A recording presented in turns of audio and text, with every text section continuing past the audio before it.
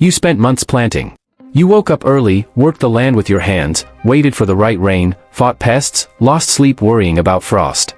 And now you're looking at a real harvest: tomatoes, cabbage, cucumbers, peppers, beans, garlic, more food than you can eat in 2 weeks.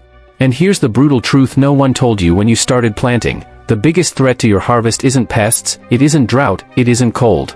It's time. Because everything you harvested today has already begun to die. The clock is ticking. And in most American homes, that clock wins. A tomato lasts 7 days. A head of cabbage rots in 3 weeks. Your cucumbers wilt in 10 days. Your garlic, if not stored properly, begins to sprout or dry out before winter. You planted to feed yourself for months and you have a window of days. That's not self-sufficiency. That's a race against rot that you're losing before you even begin. But there is a technology that solves exactly this problem. And it doesn't need electricity. It doesn't need a freezer. It doesn't need vacuum packaging or any of the equipment you'll find in a specialty store. It's older than the United States. Older than Rome. Older than most of the civilizations you studied in school. The Cherokee used it in the mountains of North Carolina. The settlers of Appalachia depended on it to survive the winter. The German grandmothers who came to Texas and Wisconsin brought it in their suitcases as if it were money. Because for them, that's exactly what it was. Fermentation.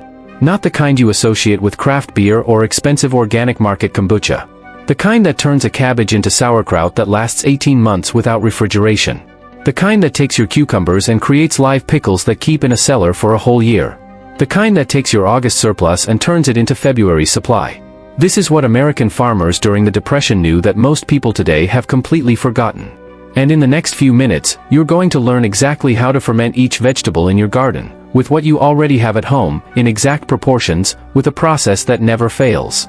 Stay until the end because the use of fermented garlic that I'm going to show you completely changes what you think about medicinal plants in your garden. Before any technique, you need to understand one thing. Just one thing. And it changes everything. Fermentation is not rotting. It seems obvious when said like that, but most people treat the two as if they were the same thing, and that's why they never try. Rotting is microbial chaos. It's when any bacteria, any fungus, any organism that appears first wins and destroys your food. Fermentation is the opposite. It's you deliberately choosing who wins this war. And you always choose lactobacilli. Lactobacilli are the same bacteria in your gut. They are on the surface of every vegetable you harvest, waiting for the right conditions to dominate. When you create these conditions, they produce lactic acid, lower the pH of your food, and create an environment where pathogens cannot survive. You're not just preserving food. You're creating a battlefield where the right bacteria win every time, as long as you control one variable. Just one. Salt. Salt is everything.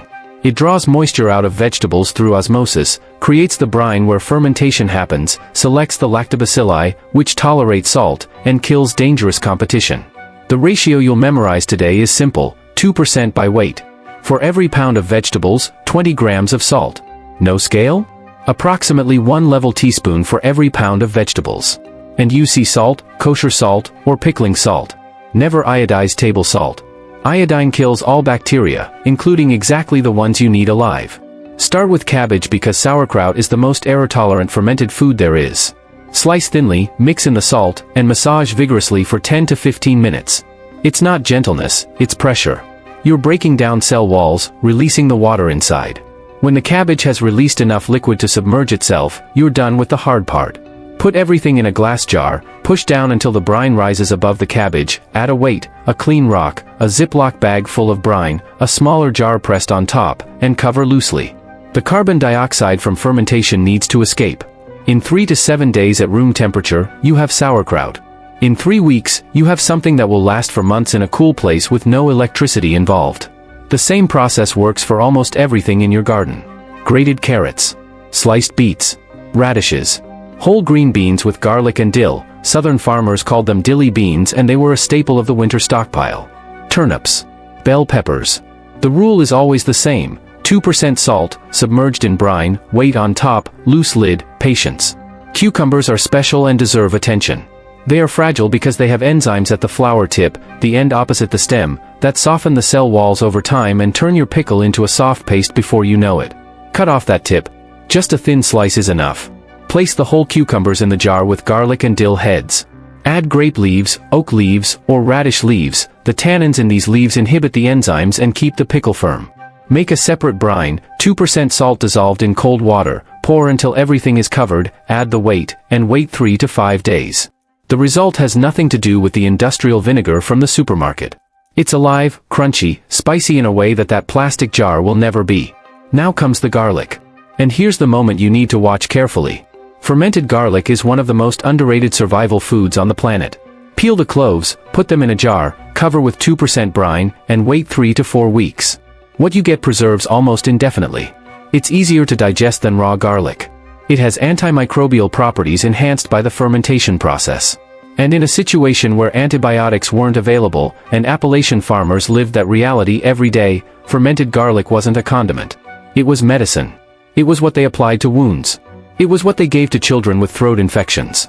It was what they used when the nearest doctor was 2 days horseback ride away. Tomatoes complicate things a bit because they're high in sugar and water. But they can absolutely be fermented. Cherry tomatoes work best. Leave them whole, make a small cut in the skin, cover with 2% brine, and ferment for 5 to 7 days. The resulting flavor is complex, almost wine-like, completely unlike anything you've ever eaten. Green tomatoes, the ones that were still on the vine when the frost arrived and were never going to ripen, are actually ideal. They stay firm, absorb brine well, and have a long history in Russian kitchens and American Midwest cellars. Stuff them with garlic and herbs, pack them tightly into a jar, cover with brine, and wait 2 weeks. You turn frost failure into winter supplies. Your herbs from the garden, dill, thyme, oregano, bay leaf, rosemary, don't ferment the same way vegetables do, but they enhance every fermented dish you make. Add them during the process. Thyme and oregano contribute antimicrobial terpenes that help keep unwanted bacteria away. And dried beans from your garden can be fermented before cooking. Soak them for 1 to 3 days at room temperature, and you get beans that cook in 30 minutes instead of 90, are drastically easier to digest, and have greater nutritional availability. When you're cooking on a wood-burning stove with limited firewood in an Ohio winter or in rural Tennessee, that difference isn't convenience. It's resource economy that can be critical. The equipment you need for all of this fits into one sentence. Glass jars, non-iodized salt, and water. No air valve needed, no specialty store fermentation weight needed, no imported ceramic pot needed. A clean stone works as a weight. A cloth secured with a rubber band works as a lid. A Ziploc bag filled with brine pressed against the mouth of the jar works better than any gadget you'll find on a homesteading website for $40. Temperature matters but isn't exact. Between 50 and 85 degrees Fahrenheit, fermentation works. Colder means slower development and more complex flavor. A basement in the Midwest in the fall is perfect. Warmer means faster and sometimes stronger. Avoid direct sunlight because it heats unevenly. That's all. A white film on the surface isn't mold. It's calm yeast, harmless, common, removable with a spoon. Real mold is fuzzy, colorful, and grows on dry surfaces above the brine. If it appears, remove it and check what's underneath. Food submerged in an acidic brine is protected. Trust your nose. Good fermented food smells sour, pungent, and alive. Rot smells different, sulfurous, and distinct. Evolution has spent millions of years calibrating that sensor on your face. Use it. A garden without fermentation has an expiration date. Every vegetable has a date when it ceases to exist. A garden with fermentation is a living system that multiplies over time. Your August harvest becomes February's supply. Your September surplus becomes January's medicine. The bacteria that do this work are self-sustaining, they don't need energy, and they were reliable partners of humans for 10,000 years before someone invented the electrical outlet. Start with a jar. A head of cabbage. 20 grams of salt per kilo. Massage, submerge, wait. In a week you will open something that is alive, that has been preserved without any modern equipment, and you will understand in a practical and profound way that your garden has just become something that can survive almost anything the world throws at it.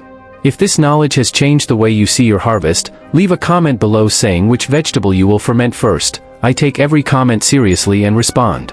If you want to continue learning the ancient techniques that have almost disappeared, subscribe now and activate the bell because the next video goes straight to the knowledge that Appalachian farmers used to store food for 2 whole years without any refrigerator. Like this video if it was worth your time. See you there.